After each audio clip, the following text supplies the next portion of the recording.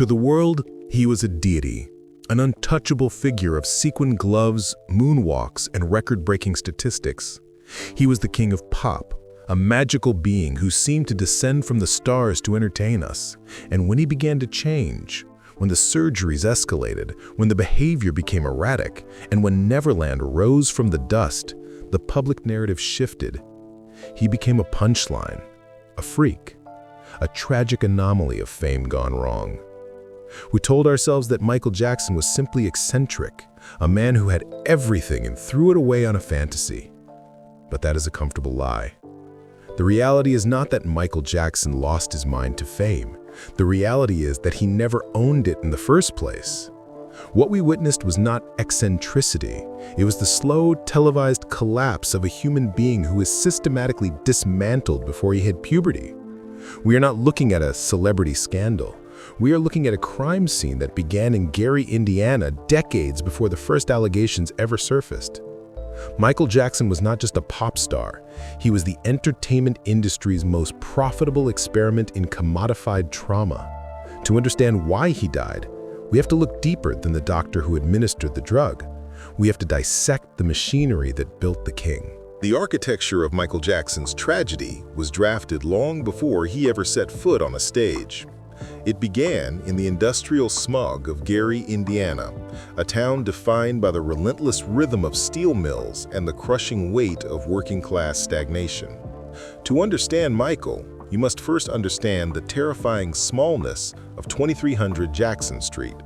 This was a two-bedroom house occupied by 11 people, a microcosm of intense pressure where privacy was a myth and silence was a luxury. In this claustrophobic environment, Joseph Jackson was not merely a patriarch, he was a foreman. Having failed to realize his own musical ambitions with his band, the Falcons, Joe viewed his children not as dependents, but as raw resources, unrefined ore that needed to be smelted into gold.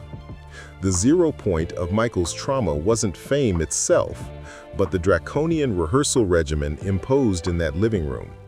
It was here that the distinction between son and employee was permanently erased. The training was militaristic. If a step was missed, the consequence was physical violence. If a note was flat, the punishment was psychological terror. Michael, the youngest and most gifted, absorbed the brunt of this perfectionism. He was 6 years old, forced to perform with the emotional maturity of a heartbreak veteran, singing songs about adult pain he couldn't possibly comprehend. As documented by biographer J. Randy Taraborelli in his definitive work, Michael Jackson, The Magic, the Madness, the Whole Story, this wasn't just discipline, it was a systematic conditioning. Taraborelli details how Joe would sit in a chair with a belt in his hand during rehearsals, creating an atmosphere of perpetual dread. This environment rewired Michael's nervous system. He learned early on that love was conditional, dependent entirely on performance. The outside world, the playground, school, normal childhood interaction, became the other, while the stage became the only place where he was safe from the belt, yet paradoxically, the place where he was most exposed. The child was effectively murdered to birth the star. The king of pop was built on the ashes of a stolen boyhood, forged in a crucible of fear that no amount of future applause could ever silence. If Gary, Indiana was the forge that shaped the metal, the early 1980s was the era that electroplated it in gold and then suffocated the man inside. The pivot point is widely cited as the release of Thriller in November 1982. But to understand the tragedy, we must look at the specific mechanics of this unprecedented fame. Thriller was not merely an album. It was a statistical anomaly that broke the mathematics of the music industry. By the end of 1983, Thriller had sold over 32 million copies worldwide. It spent 37 weeks at #1 on the Billboard 200. It shattered the racial segregation of MTV, forcing a cultural hegemony to bow before black talent. But this commercial apotheosis came with a devastating cost: the total liquidation of Michael Jackson's private self. He ceased to be a person and became a corporation, an asset to be protected, insured, and leveraged by CBS Records, Pepsi, and an army of handlers. The true turning point, the moment the trajectory shifted from ascent to descent, occurred on the night of January 27, 1984. While filming a commercial for Pepsi at the Shrine Auditorium in Los Angeles, a pyrotechnic malfunction set Jackson's hair on fire. He suffered second- and third-degree burns to his scalp. This is the zero point for the physical and chemical decline. While the world saw a marketing disaster turn PR victory, the biological reality was far darker.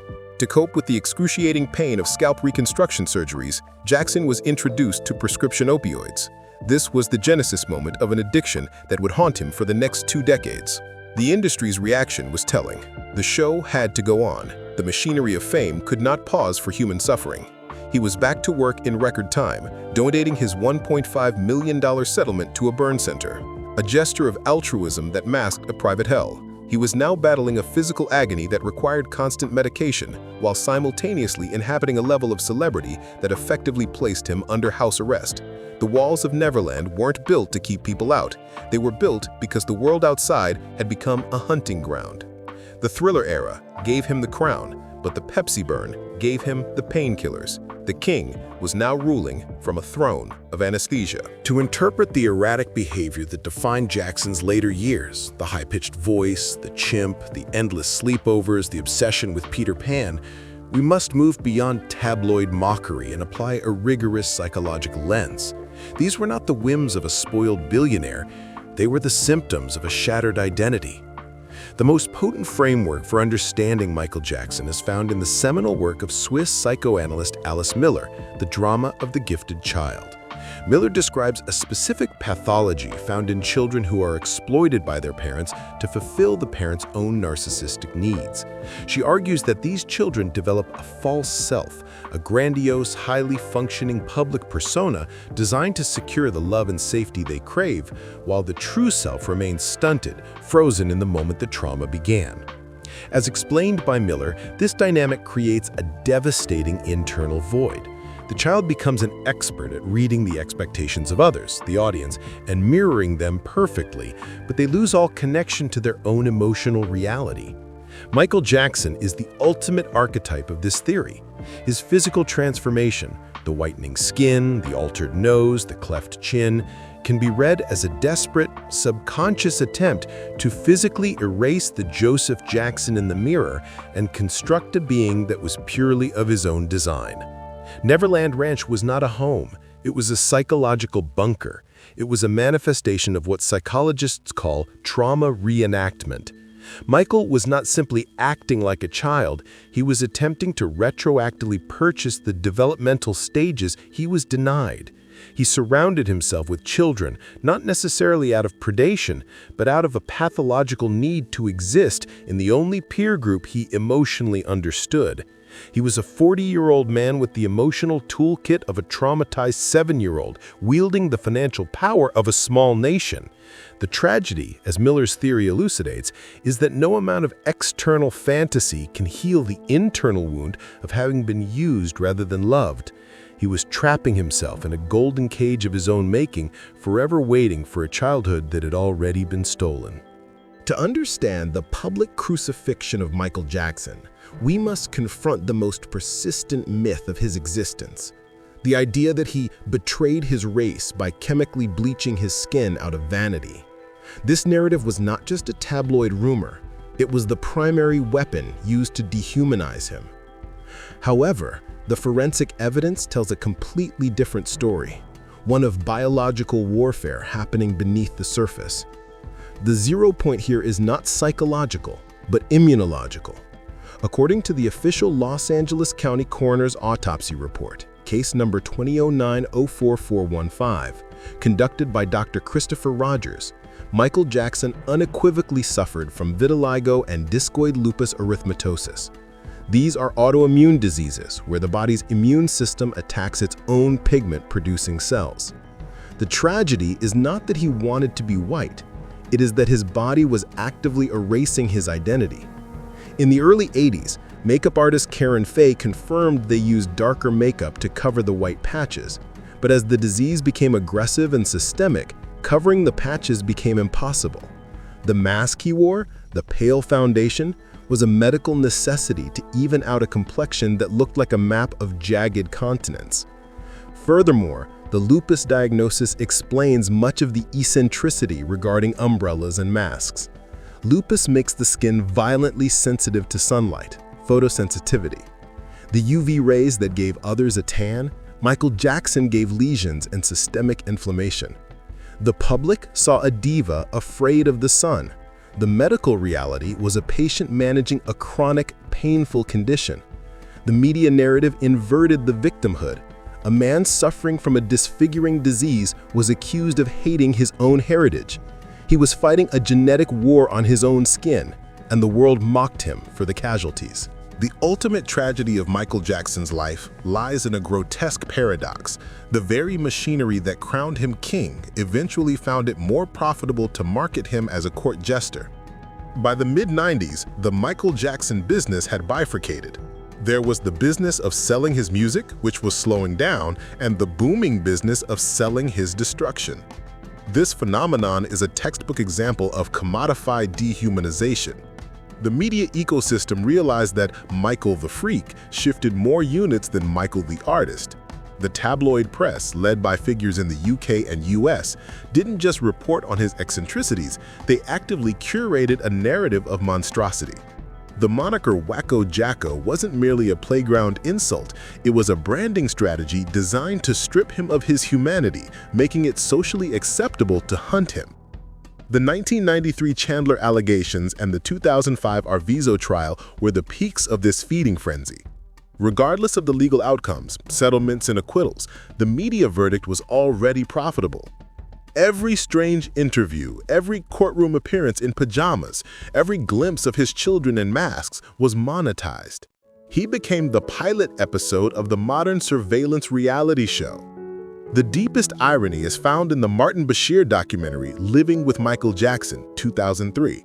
Jackson allowed Bashir into his sanctuary, believing he was participating in a piece of empathetic journalism. Instead, he was walking into an ambush. Bashir's editing framed Jackson not as a damaged soul, but as a sinister danger. The betrayal was total. It revealed the fundamental truth of his existence. He was surrounded by vampires. From the sycophants on his payroll to the journalists feigning concern, everyone was extracting value. He was the single most famous human on Earth, yet he possessed zero agency over his own narrative. The system that demanded he be larger than life eventually punished him for being unable to live a human-sized existence. The public consumed his genius with one hand and threw stones at his trauma with the other, never realizing that the freak show they were jeering at was a direct product of their own insatiable demand for spectacle. While the media focused on the freak show, a far more dangerous game was being played in the boardrooms of Tokyo and New York. This is the layer most documentaries miss. Michael Jackson was not just a musician. He was a financial institution that posed a threat to the established order of the music industry. The catalyst was his 1985 purchase of the ATV Music Publishing Catalog for $47.5 million. This purchase gave him ownership of the publishing rights to the Beatles' greatest hits, Yesterday, Let It Be, Hey Jude. It was a maneuver of staggering business genius, outmaneuvering corporate titans. Over time, this asset appreciated into the billions. However, this asset placed a target on his back. By merging ATV with Sony Music Publishing in 1995, Jackson became a 50% partner with one of the largest media conglomerates on Earth. He wasn't an employee, he was a boss. But as his personal debts mounted, due to his lavish lifestyle and legal battles, this catalog became the ultimate collateral. Investigative journalist Lenton Guest in The Trials of Michael Jackson argues that the corporate pressure to force Jackson to sell his half of the catalog was immense. The logic of vulture capitalism suggests that a distressed asset is an opportunity. As long as Michael was solvent, he would never sell. But if he were drowning in debt, ruined by scandal, and chemically dependent, the catalog could be pried from his hands. This reframes his later years entirely. The loans he took out were secured against this catalog. The This Is It tour was essentially a foreclosure prevention measure. He was running a race against his own creditors, carrying an asset so valuable that in a cold corporate calculus, he was worth more to the industry dead, and the catalog liquidated or fully controlled, than he was alive and defiant. He was fighting a war on two fronts, the court of public opinion and the ruthless ledger of corporate consolidation. By 2009, the narrative had curdled into a desperate final act.